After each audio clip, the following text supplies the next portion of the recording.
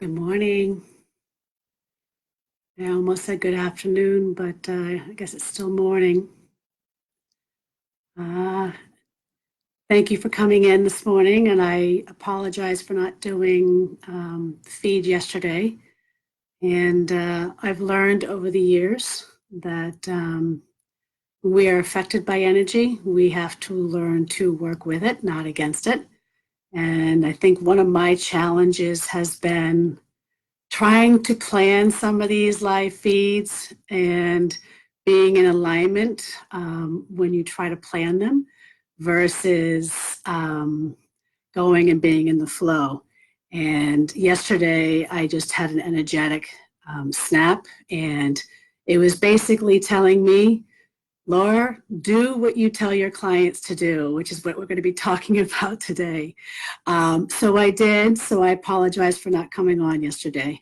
But I felt like I needed to do, with this being such a powerful transformational time right now, with so many things that are happening.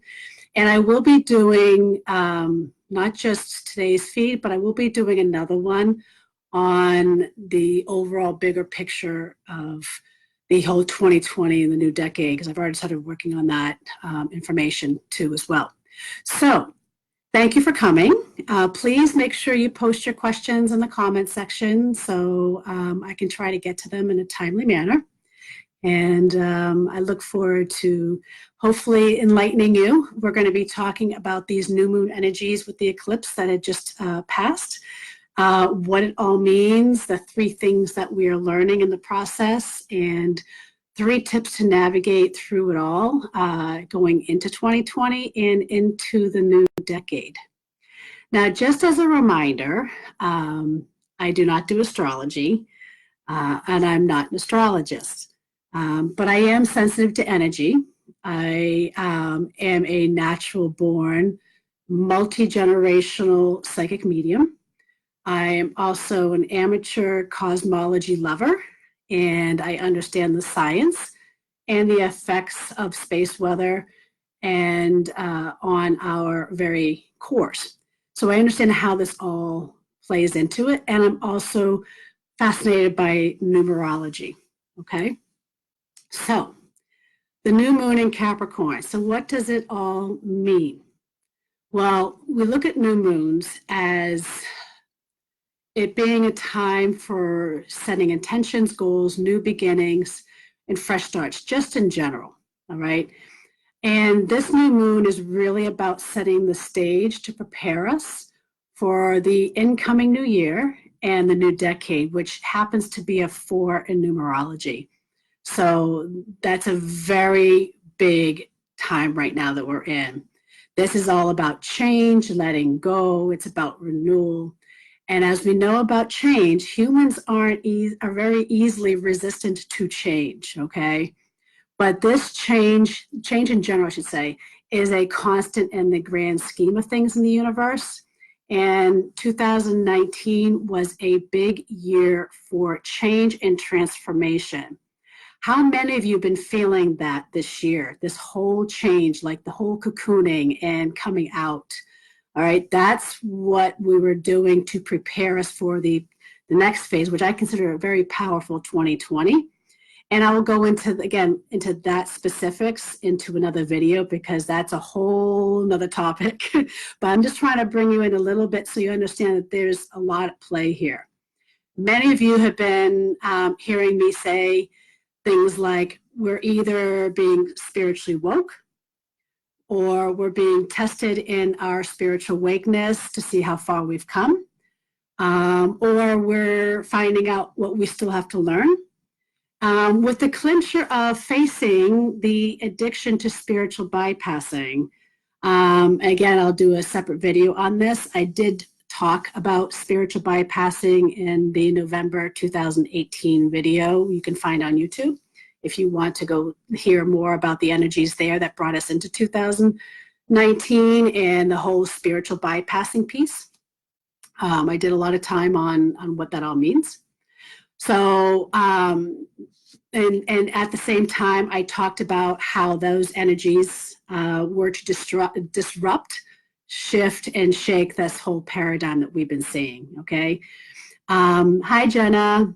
I think my question is how to process it all. You know what it feels like? I feel like my brain has all the pieces of the puzzle, but now it doesn't know where in the fuck they go together. I got it. Yes. Hi, Michelle. The shit we went through for 9 years is all coming together. Okay. So Jenna, some of your questions might be answered in the subsequent video because it's the process. I think the biggest challenge I have seen this year has been we have gotten addicted to instant results. And I actually have a client that's going to be writing me some information of her experience working with me in the past year because she was a little frustrated with some of the results of what she was experiencing. And she's had now all of a sudden in the past month, all these epiphanies of all these things that I can only give you an analogy of Mr. Miyagi and the Karate Kid giving the Karate Kid saying, paint my fence. And you're going, why? I want to learn karate. And so what she learned was, because one of the things I said was, you know, they were having challenges with one of the parents they had lived with. And I said, watch, you work on you, the environment around you might start shifting and changing. And those were some of the epiphanies that she's going really, and she was really shocked of how this all kind of came into play. So the one thing I will say to you, Jenna, it's not about when, because if we put the pressure on when, then we lose the magic. It's about going into the flow. It's about surrendering into the process, okay? And again, a lot of, I think, of what you're asking will be more in the subsequent video because that's a whole different paradigm of what we're talking about here. This time last year, we talked a lot about the shift from old belief systems and patterning into the new. And what that 2019 was clearly about was intertwining the lessons and the growth between as we learn to navigate this whole flow of change, okay? One of the things that we've learned this year that I mentioned in earlier videos, if you go back on my YouTube channel, you can see them, where I talk about this being a 3-year numerology. And one of the things that I really had the epiphany, but it took me until, because 3 can be, you know, this is, we talk about processing, right? And even with all the things that I know to prepare, I sit, I listen to prepare these videos for you. Sometimes as I'm speaking, and this happened to me, I think in the January or February video I did, I had the epiphany of the 3 and I was like, no, actually what this is really about is past, present, future colliding. So it's all this, you know, all the past stuff like generational, karmic, you know, past life, our personal own stuff, all coming together and colliding. So, and it's preparing us for a whole different path. So that's a little bit different than what this is about, which is really about how do we work with the new moon energies. And there's 3 things that this new moon in particular is teaching us, okay? This is the final stage to really do the clean out and the clear out. So you're asking me about processing, Jenna. And this might be where to maybe put your energies into, at least for the next week, is what area do you still need to clear out and clean out? Because maybe you're in a holding place, okay? The addiction that we feel in general, like most people that are spiritually bypassing, don't even know they're spiritually bypassing, okay? But there's a huge addiction, and I really want to use the addiction to spiritual bypassing is not helping us, and in many cases, it's actually hurting us. And going into the ancient wisdoms that have not been colonized, and I really want to use the word colonized. Again, language matters. This is something I've been learning and really trying to get better at is mastering my own languaging and talking with proper appropriations and cultural appropriations. But, you know, going to the ancient wisdoms and the teachings and the healings that have not been colonized or whitewashed. Hear me clearly on this. To go to the ancient wisdoms and teachings that have not been colonized or whitewashed is where the actual power resides, okay? And I can even use an example of when I was first learning Reiki. It was westernized. I learned a lot. It saved me. I was fascinated by it. But at the same time, I knew there was something missing. I didn't know what, because I felt that, geez, if Reiki, cured every known illness and disease on the planet, then what was I missing? Okay. Then when I started studying with my teachers out of Japan, one of my teachers' mothers actually studied with Dr. Hayashi, who studied with Mikao Usui directly. And seeing how it was done actually in Japan, I was blown away. And then I started seeing the results change. And that's what I've been working on the last 5-6 years, is really deepening that and seeing how it affects in every area. And not everything happens the way we want it in the West. We want instant results. And the flow of the universe doesn't work that way, okay? So the lesson number 2 that we're learning is that we are being tested to see how far we have come, to highlight the areas within that are still needing maybe some inner work, okay? So it's going to highlight those things, and I like to call them triggers. Before, triggers used to be like, oh my God, to me, like, oh my God, like I'm being triggered, I'm being abused. It kind of came from a victim mentality type of scenario. And now I see triggers as a clue within the shadows to the treasure that's in the shadows. Because as much as you're suppressing the stuff you don't want, you're also suppressing the things that are the gifts, the things that you're actually wanting to tap into, okay? So it's, again, we can't have the yin without the yang. We can't have the positive without the negative, okay? It's all about the balance. Lesson number 3, what we're learning, what the new moon energies are teaching us, is that the power, the wisdom, and the answers we seek reside within all of us. We find out actually how tapped into the flow we are to the universe, whether we really are, or are we still stuck in the land of what I like to call the egoic material world, okay? So are we really tapped into the flow? Like I know Abraham Hicks calls it, the vortex, okay? And what I see is that, I said this to a client of mine yesterday, yes, we're in the vortex, but the universe is always shifting and moving, right? So if we're talking about the mind and the body and the spirit, the mind, the body, and spirit is always going like this. And eventually you get you're in that alignment, but that alignment isn't a constant. It's always shifting and it's always moving. So it's always it's learning to go into the flow and knowing when you're in that alignment and to maximize it when you are, okay? 3 tips now to how to navigate these energies, because we're in this window now between now and the beginning of the year, especially I want to say the next 3 days, all right, are really important.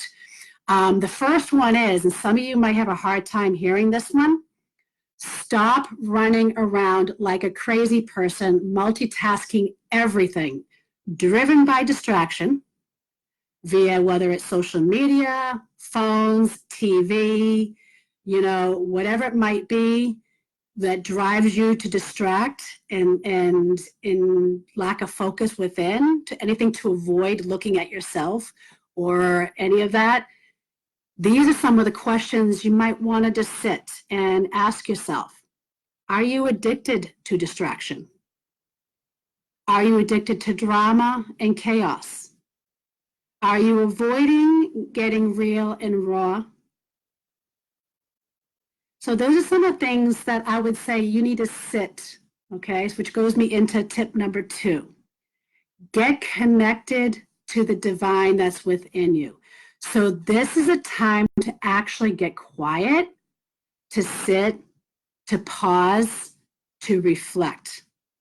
All right. This is time to tell everybody, I'm in hibernation mode. Don't bother me. Don't call me. I'm done. I'm in quiet mode. Okay. This is the time to listen to those, what I like to call inner whispers of the divine that is within all of us, and just see what happens. Now, for some of us, that might be easier said than done, depending on, how much of a meditative practice you have disciplined within yourself. So, but the key is when you're doing this, when you're listening, the challenge that I see a lot of people do when they do this step is that they try to control the thoughts. They try to go to nothingness, okay? It's not about nothingness, even though that's the point you want to get to. It's really about letting all the conflicting thoughts surface without judgment and to get clear. It's to basically be the observer. You're not controlling anything. You're just sitting, you're listening, and you're observing without judgment. And that's probably a big thing that I see a lot of people make a mistake when they go, oh, well, I had this thought and I was trying to make it go away. It's not about making the thoughts go away. It's about being the observer and saying, hi, I know you're here. Okay, now I'm getting present again. Okay. So this may take time for some of you, like I mentioned to you before, depending on the level of meditative practice that you have. So this is where I just want to say to you, be patient with yourself as you navigate what I like to say, the ever-indulging ego, okay? Be gentle with yourself, okay? That's very important. And tip number 3, finally, when you're sitting there and you're listening, this is you know, I don't think we understand the importance of quiet time and sitting. I was at a friend's house for Christmas and their loving partner couldn't even sit at the table long enough. They just couldn't sit and be quiet and still. And unfortunately, this is where I see driven to distraction, right? We have to keep doing something. This is about how well can you sit and do nothing? Can you get quiet? Okay. So step number 3 is about finally, when you're in that space, write what comes to you in the journal. Now, Jenna, you were asking me how to process. This is what's going to help you process. When you sit and you write what comes to you, sometimes just by the mere fact of writing it down into a journal or a notebook, you start to be able to tap into that flow within the divine because you're connecting those parts. You're putting yourself in alignment. And you've got the pen to paper. This is not something I would say type into a computer. This is clearly a pen or a pencil to paper type thing scenario, okay? And this is going to help you process all of what's surfacing, all the things that maybe you didn't know or that you didn't know, okay? All the things that we just talked about, both in the 3 lessons that we're learning and the 3 tips to navigate. Now, this new moon that just passed is really big, okay? Like I'm not really that affected by the moon phases anymore like I used to, but this one was a biggie. And I even had the epiphany as I was sitting with this yesterday with myself that I was like, oh my gosh, 10 years ago, right? We're getting ready to hit a new decade. In December of 2009, which was 10 years ago, the one judge that I was actually trying to remove from the bench, because I had 20 solid cases with them, by violating human rights and other things and domestic violence and sex abuse cases, actually voluntarily recused himself, admitting bias in my case. So this is where we go, whoa, all of a sudden, bam, bam, bam, bam, bam. Okay, so these are things that might surface that you go, you have no idea where it's coming from, and you might get an epiphany like that out of nowhere. It wasn't even in my thinking process, but out of nowhere, by sitting in the stillness yesterday, this is what surfaced for me. And I was like, oh, wow, like, wow, okay. So this new moon is setting things up for what we need to do in 2020. So one of the things like I'm going to be doing with what surfaced for me yesterday regarding that one judge is, okay, now you showed me this. Now what do I need to do with it for 2020? Do I need to release it? Do I need to transmute it? Do I need to get back into advocacy work? All these things. How do I take it and move it forward? Or is it that I just needed to release it? Is that what's holding me back moving into 2020? Okay, this is how we process things. So here's the key lesson. Some of you go, well, when is it over? When's all this work over? Let me get something clear. This work is never over, okay? The work is not over. It will only change as we grow. And when we will grow, we become actually better equipped to master the flow. And when we master the flow of change, then we just navigate these changes much more easily and much more effectively. So like, you know, if I look at myself 10 years ago, it would take me 2 to 3 weeks to process something like totally down and out. I'd take work off. okay? Now it's like, okay, maybe a few hours, a couple, maybe a day, okay, depending on what it is or how far back I have to go, maybe a day or so, all right? But so this is what I want to say, just pull your paddles out. Have the courage to say, all right, I'm on this rapid. I don't know where I'm going, but I'm just going to pull out the paddle so I don't hit any rocks. And I'm just going to trust that the water is going to guide me, the flow is going to guide me to where I need to be. So my question to you is, are you ready? Does any of this make sense to you? Please let me know in the comment section. You know, and as we're processing this, I just want to remind you that we do have the upcoming women's retreat on January 12th. We'll be going more into the numerology portion and the energy, the cosmic energy, understanding how to tap into the cosmology, you know, the solar flares, all these other aspects with the space weather. And Dr. Sandy Range, we're bringing in, we're so fortunate to have her. She is Cherokee, West African, Irish, and Scottish in East Indian descent.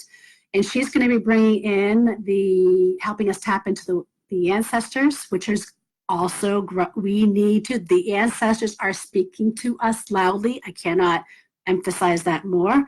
So for those of you who don't know how to tap into the ancestors, or what it means to tap into the ancestors, or how, she's going to teach us why it's important now, especially now, and how to tap into that ancestral healing and ancestral wisdom.